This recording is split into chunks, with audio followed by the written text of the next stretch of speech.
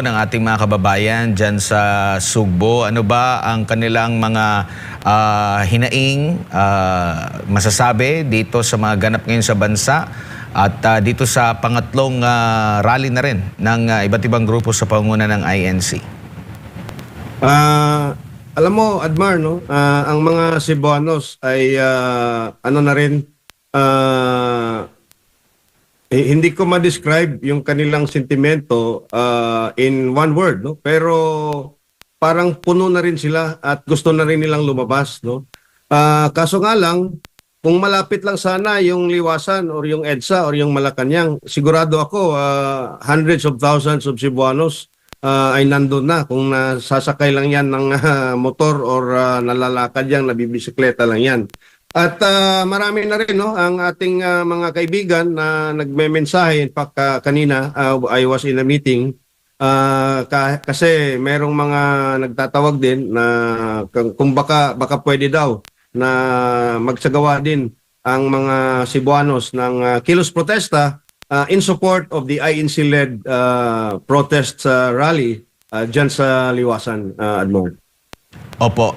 Dito ba sa mga pahayag na merong mga selective justice, ano nakikita mong mga senyales na meron yung ganitong nangyayari ngayon sa ating gobyerno? Well, unang-una, yung impeachment ni VP Sara Duterte is already a form of selective justice, no?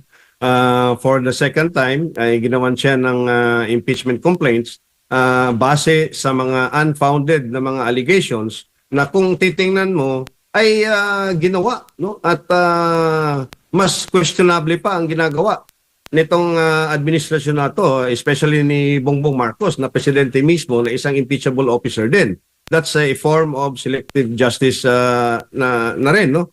Yung ginawa nila kay former President Rodrigo Duterte, kung saan kinidnap nila, dinala sa The Hague at without due process under our judicial system, yun ay isang form of selective justice. Kasi kung titingnan mo, yung mga communist terrorist organizations na parang gano'n na rin ang nagawa, crimes against humanity, bakit nandito sila? Dito sila tinutugis. Yung mga Pilipino nga na may kaso at in fact, some of them were convicted doon sa ibang bansa, ay pilit nating pinapapunta dito. Pero si former President Duterte ay ini-ship out natin sa isang banyaga at dayuhang korte. At doon ngayon siya nakakulong. The latest of which was yung pakiusap ni Bongbong Marcos, yung nadetene ng mga Pilipino doon sa Russia because of some immigration issues. Pinapunta at pinauwi dito thanks to Mr. Putin. Ngayon, ang nakikita natin sa flood control investigations, ito yung pinakamatinding form of selective justice. Walang habas at walang hiya na talaga ang ginagawa ng administrasyon na ito. Noong una, previous administration, makikita mo talagang pagtatakpan nila so that hindi makikita ng tao na in fact it is actually selective justice or political persecution. Ngayon, lantaran na eh. Tingnan mo, kung sino yung mga whistleblowers, siya pa ngayon yung kinakasuhan. Ano lang naman yung kaso nila? Cyber libel. Cyber libel meaning yung besmirching, no? Or pagdudungis ng iyong reputasyon. Kaakibat yan ayon sa Korte Suprema ng iyong posisyon bilang isang public elected or even unappointed or a public employee. Pero ngayon, ang ginagawa nila, yung mga umuusig sa tunay na may mga kasalanan at sangkot dyan, ay siya pang may mga kaso at siya pang unang makukulong. Example, the Brave 22. Example, si Senator Marcoleta, si former Congressman Mike Defensor. Ngayon, si Senator Jinggoy Estrada. Pero yung mga guilty, no, na inadmit na nga nila, inamin nila mismo, ha? You have Bernardo of DPWH. You have Manny Bunuan. And you have the other officials of DPWH na inamin nila. In fact, sinabi nila magsasoli sila ng mga pera na ninakaw nila. Pero naka witness protection program na sila. Absuelto na sila sa kaso. At yung mga testimonya nila ay gagamitin doon sa mga tao at mga politiko, in this case kay Bunuan, doon kay Jinggoy Estrada, na alam naman natin ay nasa panig ng Cayetano Black doon sa Senado. So again, this is a form of selective justice. Tingnan mo, plunder case against Marcoleta. It stemmed allegedly from the contribution of Kong Mike and a few others, no? Doon sa kanyang kandidatura. Tingnan na lang natin si Bongbong Marcos. Kung ang sasabihin nila is direct or indirect bribery by means of contribution, no? Kasi yung plunder, sasabihin nila, oh, kasi you're accepting gift, no? And it was contributed to you dahil you have a public office, meron kang ibibigay na pabor. Applying the same logic, okay? Special Assistant to the President, Anton Lagdameo, is the biggest contributor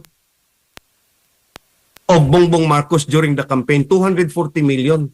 And in turn, at kabayaran yan, yung pagiging mataas na opisyal niya, Special Assistant to the President. Oh. Edi bribery na rin yan, kung tatawagin. Oh. Mel Robles, 30 million contribution to the campaign of Bongbong Marcos. Anong ginawa ni Bongbong Marcos? Anong in-award sa kanya? Anong gantimpala niya? Pagiging chairman, general manager ng PCSO. At hindi lang yan. Ang dami pang mga campaign donations na nandun sa iba't ibang mga kandidato at ngayon nakaupo na bilang mga elected senators and congressmen. So, again, selective justice. Opo, at ang sinasabi naman po nila na parte naman daw po ng transparency, accountability, itong ginagawa nilang pagsasampa ng kaso na nataon ng mga kritiko ng administrasyon. Well, una-una, no, yung transparency, actually, I agree. No.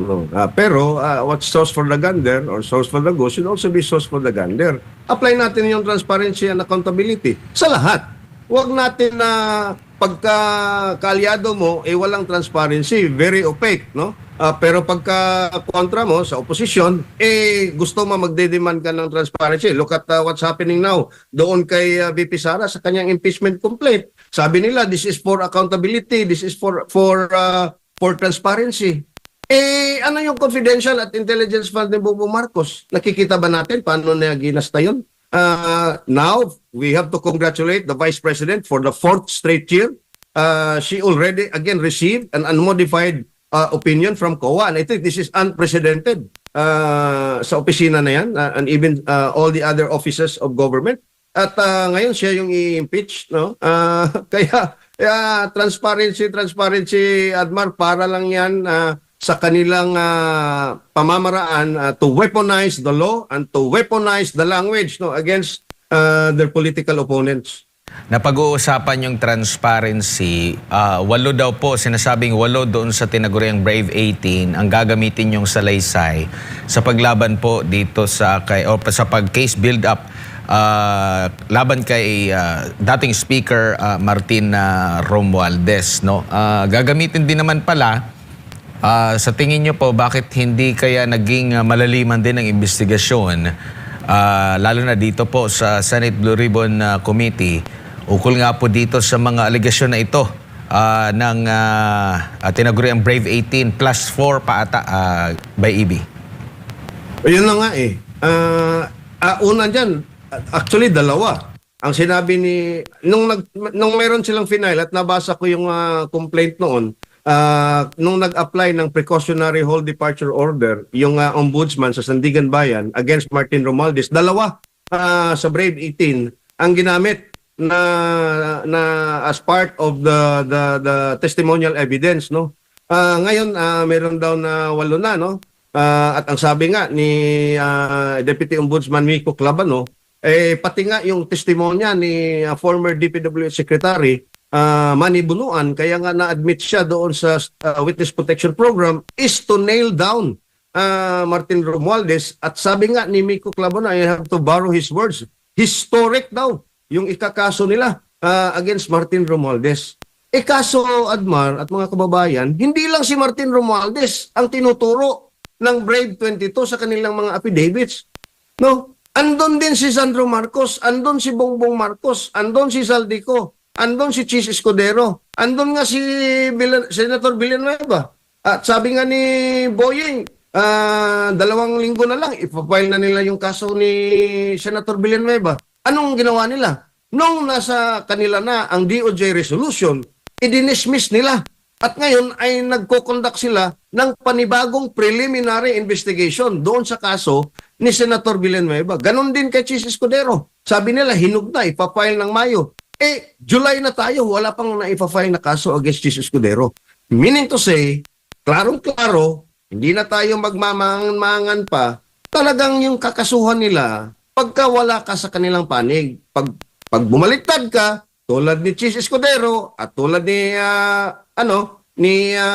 Joel Villanueva, Jesus saves. Jesus Crispin Remulla saves. Yun. Opo, at ang rating po, no, ang pagagrado ng Taong Bayan kung pagbabasa yung pinakahuling SWS survey, sa panig ng Pangulo, negative 15 na ata. Sa panig ng administrasyon sa kabuuan, negative 13 din.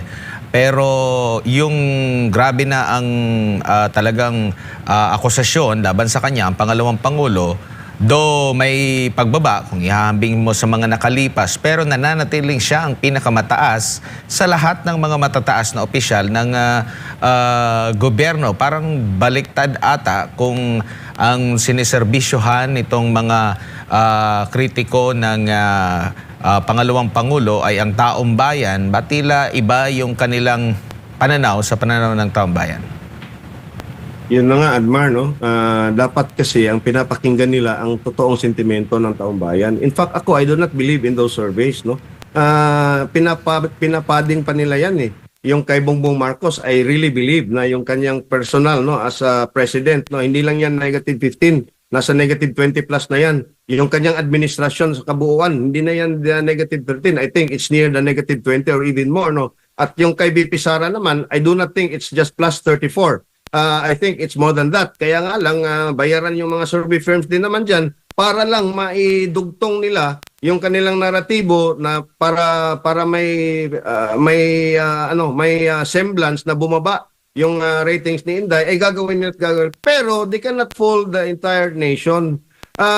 Ngayon sila, ito kasi sila, wala na sila talagang ibang paraan pa para mapatahimik at matanggal ang isang Duterte na alam naman natin na hanggang ngayon ay walang credible na opponent in 2028, Admar. Ayaw na ayaw nila ng mga nasa administrasyon ngayon na mag-upo ang isang Sara Duterte in 2028. Ayaw ng mga Amerikano na nagbabacking ngayon, no? Siyang may suporta nitong Bongbong Marcos administration na maiupo yung isang Duterte, kasi nga independent foreign policy ang gagawin ni Inday, just like her father did, former President Rodrigo Duterte. Ayaw ng mga komunistang terorista na maupo ang isang Duterte dahil pupulbusin talaga sila tulad ng ginawa ni former President Duterte. Kaya ngayon, kahit ano pa mang sabihin ng taong bayan, ayaw pa rin nilang maniwala at gagawin nila yan. Except for the fact na mauulit ang history at yung taong bayan ay mauubos ng pasensya at gagawin nila yung tinatawag na direct state action. The state being the Filipino people. The state being the ultimate sovereign where power is derived from all these elected and appointed officials in government. Pag nangyari yan, wala nang makakapigil dyan, Admar. Opo. Sir EB, si Jade po ito. So sa ngayon, sino yung may tuturing na kakampi ng administrasyong Marcos Jr.? Well, marami yan sila. Jade, no? You have the communist terrorist organizations, no? CPP, NPA, NDF, no? At yung kabilang faction ng Makabayan Black who are actually backed by the CIA, no? And yung Akbayan ni Narisa Ontiveros, mamamayang liberal and the Liberal Party, nagsama-sama na sila. Yung simbahang Katoliko na yung kanina ay napakawalang hiya yung ginawa nila at nagmimisa pa sila doon sa prosecutor team against the Vice President at may isang pari pa, no, na hinubad yung kanyang sutana at pinakita yung kanyang likuran sa t-shirt niya na may naka-imprenta na impeach Sara Duterte. Biro mo, gaano kawalang hiya yung mga pari na yan. Yun ang pinagagawa nila.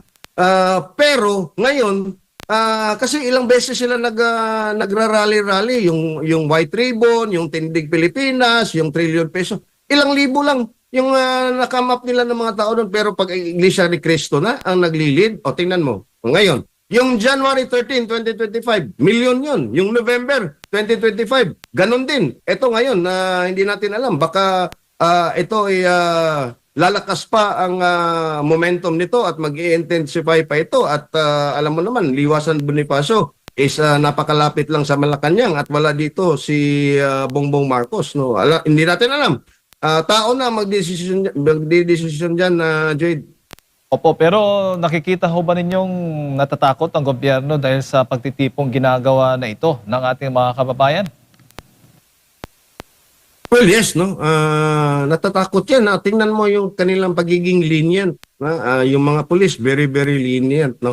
Pero I think it's not just takot. No? It's a mixed emotion.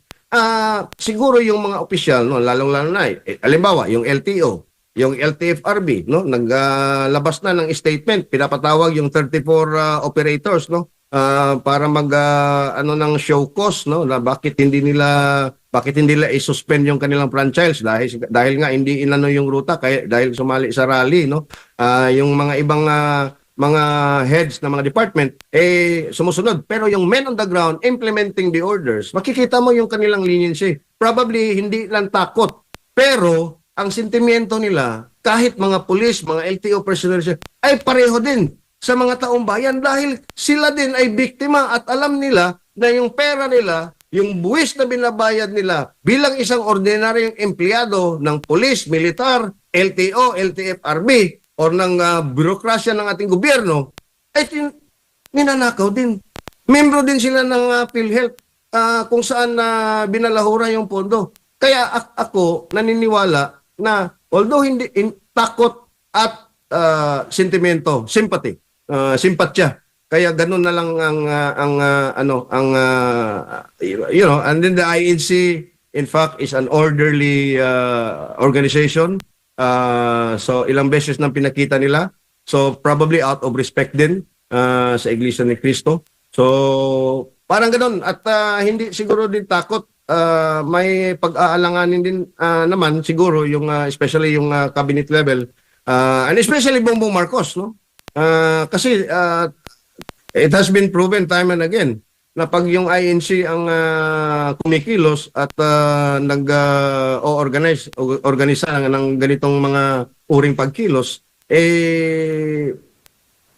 hindi maganda sa nakaupong pangulo. Tulad po ng mga ilang grupo, Sir EB, kung gagayahin po nila, kung mananawagan pong mag-resign ang Pangulong Bongbong Marcos Jr., anong mangyayari? Yun na nga, no? Alam mo, ako, malaki yung respeto ko sa Iglesia ni Cristo, no?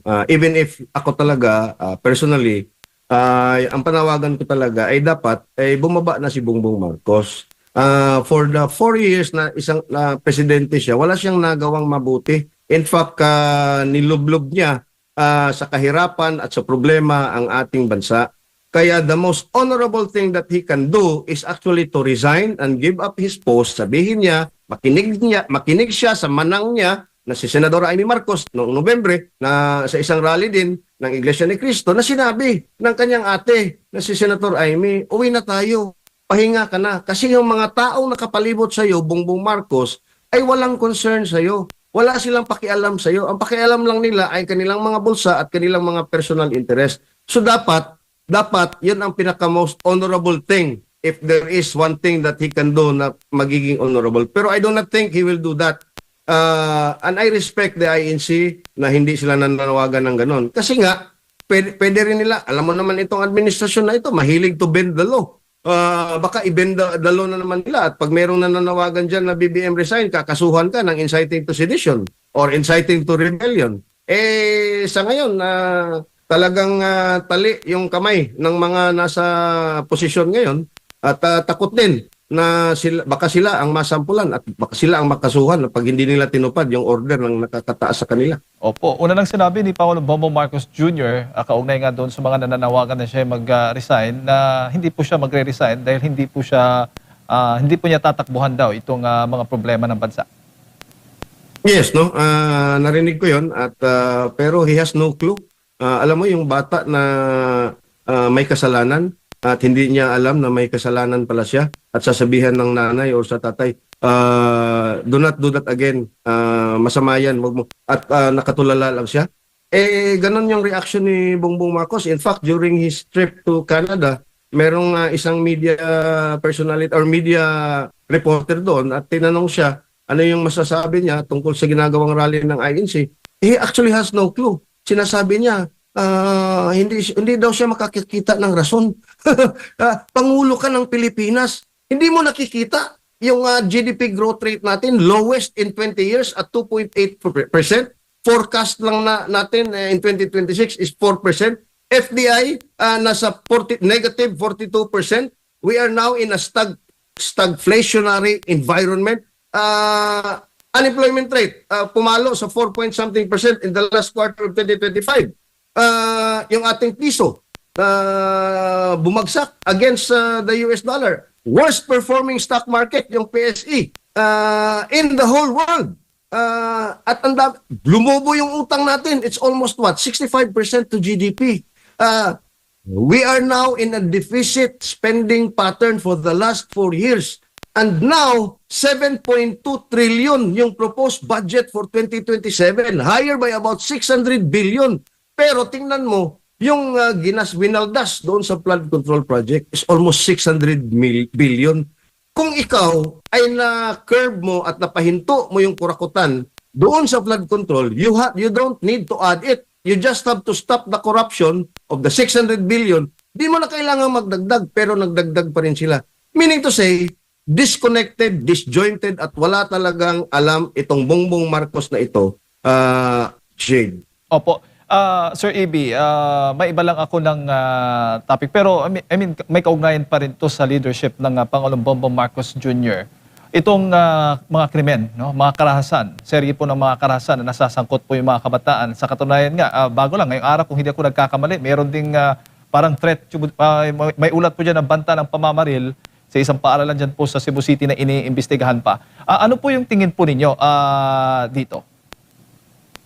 Well, unang-una, leadership actually starts from the leader. No? It's ano yan kung may bottom-up approach, yung pagpapatakbo ng isang kumpanya, pagpapatakbo ng isang private entity, lalong-lalo na yung pagpapatakbo ng isang bansa, no? It should start from the top. It should be a top-down approach. Kung ano yung leader mo, siya yung susundan at susundin ng mga nasa baba at ng mga ordinaryong mamamayan. Pero pag ang liderato ay palpak, pag ang liderato ay bangag, pag ang liderato ay hindi epektibo, talagang walang mangyayaring pagsusunod sa batas, pagrerespeto sa batas. At nakita natin yan, yung kriminalidad, tama ka nga, no? Yung school shooting threat kanina, iniimbestigahan ngayon. Yung, in fact, Jade, no? Over the last 4 or 5 days, biro mo, 2 barangay councilors sa Lapu-Lapu City, sa isang barangay ng Lapu-Lapu City at sa isang barangay doon sa Asturias Town, if I'm not mistaken, north of Cebu. 2 sitting councilors, incumbent councilors, nadakip in a buy-bust operation because they were selling illegal drugs. Konsyal yun elected yun So that speaks a lot of what the perspective at ano yung pananaw ng mga tao sa kanilang leader. We never saw that during the time of former President Duterte. Never. I hate to compare, pero what is going on right now in terms of criminality, you just have to look at the online gambling addiction. Tinanggal yung Pogo, ni-replace yung Pigo. Sino ngayon ang na-addict sa online gaming at online casino? Pilipino din.